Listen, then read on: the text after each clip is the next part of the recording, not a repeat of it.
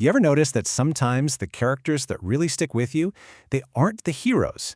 They're the ones that drove you absolutely nuts. The ones that got under your skin and made you groan every time they showed up. We never forget them. So what's the deal with that? Is it just bad writing? Or is something way more intentional going on? Well, believe it or not, we might just find the answer in a surprisingly simple little note. So this is what we're looking at today. It's just a screenshot of a note simply titled, Characters That Owen Hates. Now, we have no idea who Owen is, but honestly, it doesn't matter. His list is this perfect little cultural artifact. It's an all-star lineup of irritating icons, from Coraline and Jimmy Neutron all the way to Lemon Grab.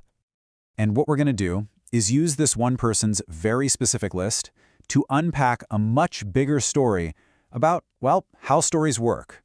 We're going to do a deep dive, an anatomy of annoyance, if you will. You know, when we first looked at this list, it seemed kind of random, but the more you look, the more you realize it's not. The characters Owen hates can actually be sorted into these distinct, recognizable groups. These are the archetypes of annoyance. So we've broken it down into three main categories. First up, you've got the high-energy irritants. Then, of course, you have the classic bullies and brats. And finally, and this is my favorite part, the baffling choices. The ones that really make you scratch your head and go, wait, why them? All right, let's start with that first group. These are the characters whose entire job seems to be overwhelming you. They get under your skin with just sheer volume, repetition, and a chaotic energy that is just exhausting. And you can see two totally different flavors of this right here. On one side, you've got Cheese from Foster's Home. His whole deal is that repetitive, toddler-like obsession with, chocolate milk. Then you've got Uncle Grandpa, who is just pure weaponized chaos. They're both exhausting, for sure, but in completely different ways. But look, if this category has a patron saint, a true Hall of Famer of irritation on Owen's list, it has to be this guy, the Earl of Lemon Grab from Adventure Time. He is the absolute peak of sonic annoyance. I mean, seriously, you only need to hear that one word, that high-pitched, nails-on-a-chalkboard shriek, to get it. You immediately understand why he's on this list. His entire personality is built to be audibly painful. It's kind of brilliant, actually. Okay, let's switch gears to our next group. These are the characters we hate not because they're loud or random, but because they're just mean. They exist to make our heroes' lives a living nightmare. And oh man, this is a great matchup. You've got Sarah from Ed, Edd n Eddy. She is the classic little tyrant, just screaming and bossing her brother around nonstop. She's this constant nagging problem. Then you have Darla from Finding Nemo. She's less of a person and more of a walking natural disaster, this oblivious force of destruction for those poor fish. Two very different styles of making everyone miserable. And what's really interesting is that you don't have to be a major villain to make the list. Take Bucky the Squirrel from The Emperor's New Groove. His only purpose in the movie is to be a petty, unhelpful little roadblock.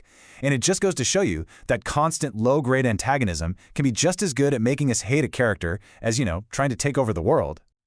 All right, now this is where things get really weird and honestly super interesting. These are the characters on Owen's list who don't fit those easy molds of annoying or mean. In fact, a couple of them are the heroes of their own stories. This is the real mystery, right? Why would someone actively hate Coraline, this brave, curious kid, or Jimmy Neutron, the boy genius who saves the day like every single time? This is where things get really fascinating. So, let's start with Coraline. She is beloved. She is the hero of a modern classic. So what did she possibly do to end up on the same list as Lemon Grab? It's wild. Okay, so we can only guess here, but a few ideas come to mind. For some people, Coraline's early attitude can just read as whiny. For others, it might be the animation itself. That stop motion can be a little uncanny and unsettling, and maybe that feeling gets attached to her. Or maybe it's just that she's a flawed hero who makes actual mistakes, and for some viewers, that's just not what they're looking for. And then there's Jimmy Neutron, the kid with the big hair and the even bigger brain. What could possibly be hate-worthy about him? So what's the deal with the boy genius? Well, again, a few theories. Let's be real. His intelligence often comes with a huge side of arrogance. The whole brain blast formula of the show could also just feel super repetitive to some. But the big thing might just be that his confidence is always getting him into trouble, and that know-it-all attitude can be a real turnoff. Okay, so we've torn apart Owen's list. What's the big takeaway?